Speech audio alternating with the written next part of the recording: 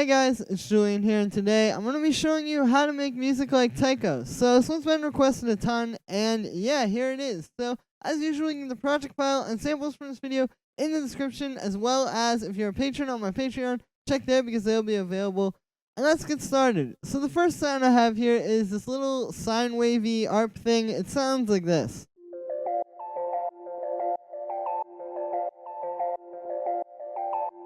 So I'll show you the notes on this one first. It's basically just playing this kind of simple, sort of like major, happy sounding kind of ARP. To be honest with you, there wasn't really a lot of method to this. I kind of just clicked in some notes that sounded good.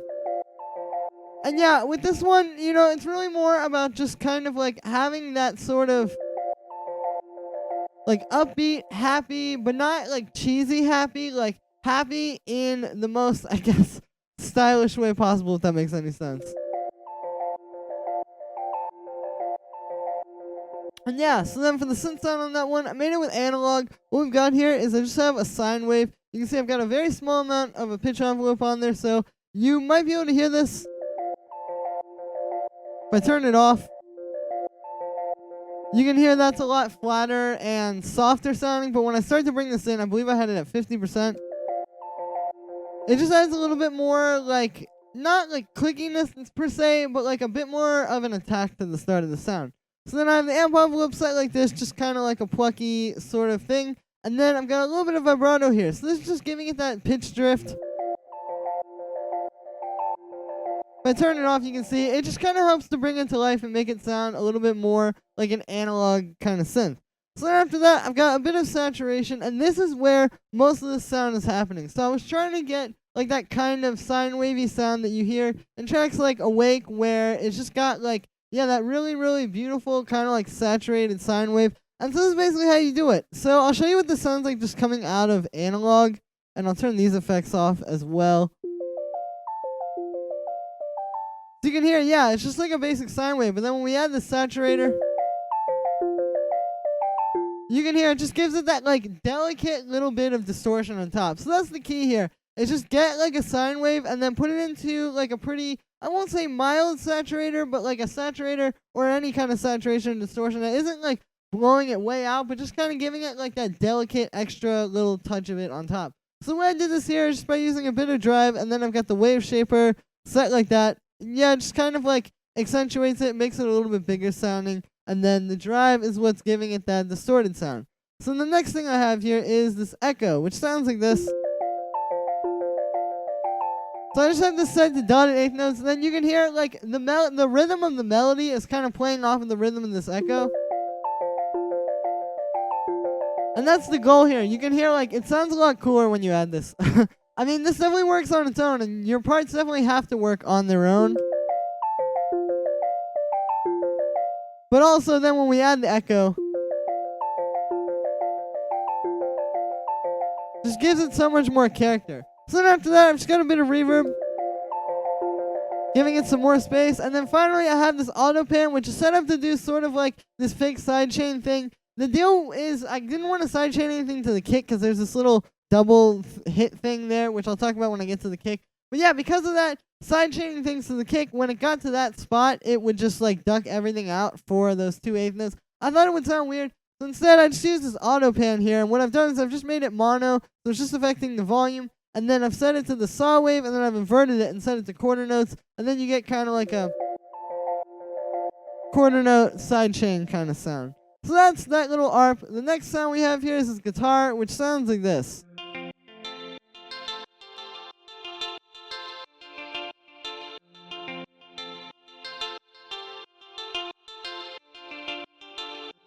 So the way that I made this was actually by recording a sample of my own guitar. Basically, I just played like this one note in. I'll show you the sample I took. Yeah, there we go. I just played a little C since that kind of like lines up with the whole way that samplers work. And then I just brought it in here. And the reason why I did this instead of playing it live, because Tycho uses a lot of guitars in his tracks, and I believe he plays a lot of them live. I don't think they're all just like being sort of sequenced by like this. The reason why I want to do it here was so I could show you the notes. And so this is playing some cool kind of like melody thing. kind of similar to that ARP, but if you listen to the ARP, it's a lot more of a pattern, whereas this is kind of meant to be more like the main melody. Like you see, we have two parts. We have like this bar, and then this little rhythm over here. So it's kind of like, yeah, again, this is a little bit more detailed, and this is meant to be like the main melody, and then this ARP here, it's kind of like good ear candy, you know, like it's adding more in the background. You can maybe introduce it like earlier in the track and then have this thing come in when the chorus hits or something like that. But it's important to make that distinction because they're playing similar things. But because I have so clearly defined what I want each of them to do, it's not really too much of a problem. So yeah, I just kind of wrote this in here. This is similar to what I would probably have played if I was playing some live guitar for this. And yeah, so then the way I did this was, like I said, I just took this guitar sample, which I recorded from my own guitar, and then I put it through this amp and this cabinet here. So this just kind of meant to simulate like a guitar amp. Like usually you would have an amp head, as it's called, which is what you plug your guitar into, and that's kind of what's like powering it. And then the cabinet is just like the speaker, which changes the sound based on like how you have these set. I just kind of set it all like this. I've got it on the clean setting. And yeah, it just kind of makes it sound, it gives it a bit more texture. It makes it sound more like an electric guitar. Like this, it's just a bit flat, so putting it through like some amp simulation is a really good way to make up for that. So then after that, I've got a bit of echo. You can see I've got it on dotted eighth notes, same as the ARP. I also added a little bit of modulation. You can hear it's kind of like doing that, but I just have it at like 6%. And yeah, then after that, I've got a bit of reverb, which is just set like this to give it some space. And then I've got another saturator here, or a saturator, I should say, which isn't actually that crazy. It looks a little bit intense, but all I've done is I've just given it a bit of drive and then a bit of the wave shaper. Just kind of like beef it up a little bit and give it some more texture at the end of the sound. Here's what it sounds like without it. And then with it, so you can hear, again, it's making it a bit louder and a bit more powerful, but it's also giving it a bit more just like grit and texture. So yeah, so then after that, I've just got another auto pan doing like a faux side chain, and that's the guitar. So the next thing we have here is the bass, which sounds like this.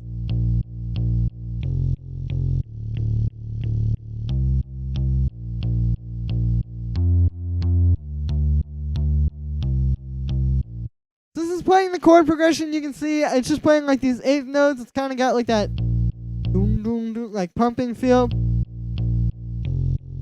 And yeah, and then the way that I made this was by using a sample actually from a bass guitar. So very similar to the guitar, I just took a sample from a bass I had. Just that one note.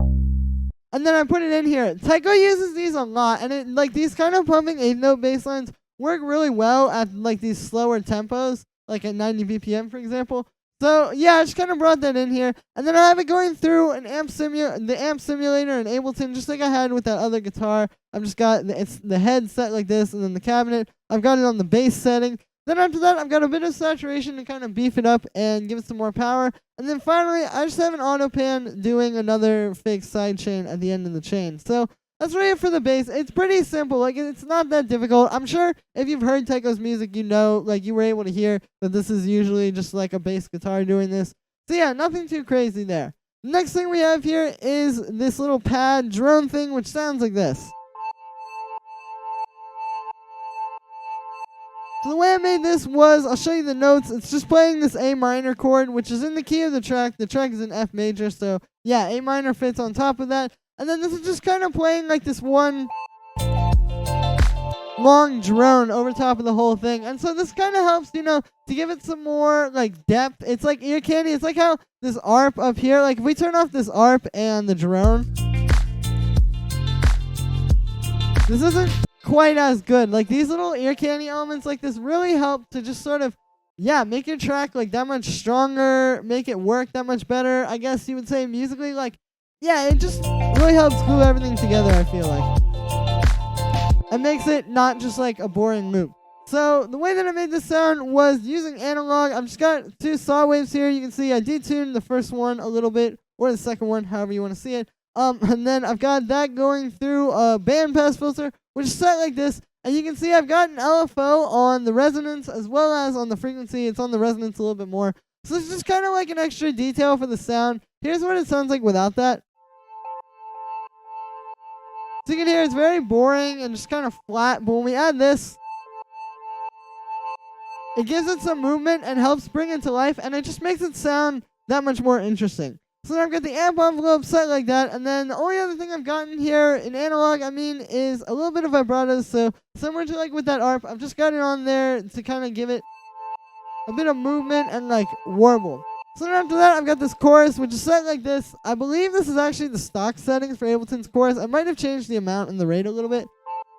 But yeah, didn't really need to do too much with this. It's just giving it a bit more like depth and more like stereo width, as you can hear. Then after that, I've got a bit of echo, which is on dotted eighth notes, and it's set like this. I got the dry wet pretty high. This is pretty simple. I know it might sound weird to have an echo on something that's not really rhythmic, but what happens is because this filter is moving around so much with the LFO, we get like these kind of cascading textures and like just this evolving sound that keeps cascading into itself through these echoes. So this is actually pretty important. So yeah, so after that, I've just got a saturator, which is, I've got the drive up a little bit, and then I've got the wave shaper set like that. So just kind of giving it a bit more grit at the end of the sound. And then finally, I just have an auto pan doing a faux sidechain on that.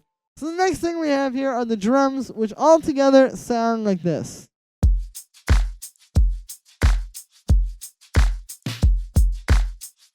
So I'll break these down kind of like by the style of drum, I guess. The first thing we have is this kick, which sounds like this. This is really straightforward. It's just like a super punchy kind of like, yeah, like a really deep kick like that. The only processing I have on there is just a bit of saturation. You can see I've turned up the drive a little bit, and then I changed the color mode to sinoid fold. That's hard to say quickly, but yeah, this is just kind of like beefing it up a little bit more. You can see if I change it back to analog clip, which is the default setting, not quite as powerful. So yeah, the saturator is just on there kind of like beefing it up more, giving it a little bit more just like harmonic content, and making it just a more interesting and powerful kick. So the next thing underneath that is this hi-hat and shaker together, combo, whatever you want to call it, which sounds like this. So these are pretty similar to like what I've heard in a lot of Tycho's tracks. They usually will have like some kind of a shaker or something, and then like a hi-hat on top of it. When it's like a slower groove like this, when he does faster stuff, it's not always exactly this way. But usually with the slower stuff, it tends to be kind of similar to this, like just sort of layering the shaker loop with the programmed hi-hat on the upbeats to kind of like accentuate them and bring them out a little bit more. So yeah, that's all this is, just like this shaker loop. I've got a little bit of the fake sidechain auto pan effect going on that, just to kind of keep it like with the kick. And yeah, and then on the hi-hat, there's really nothing. It's just playing on the upbeat. So then the next thing we have here are the claps / snares, which sound like this.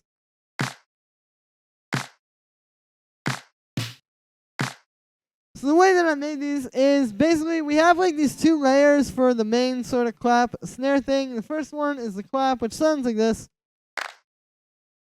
And then we have the snare underneath it, which is, yeah, just kind of like beefing it up a little bit more. It's making it hit a little bit harder. And I think this is a technique that Tycho uses a lot. So basically the idea here is we're just getting the best of the clap and the best of the snare together and making this nice, kind of like more interesting and more powerful snare type sound. So the clap on its own, like I said, it's just really simple. It's just like a nice kind of clap.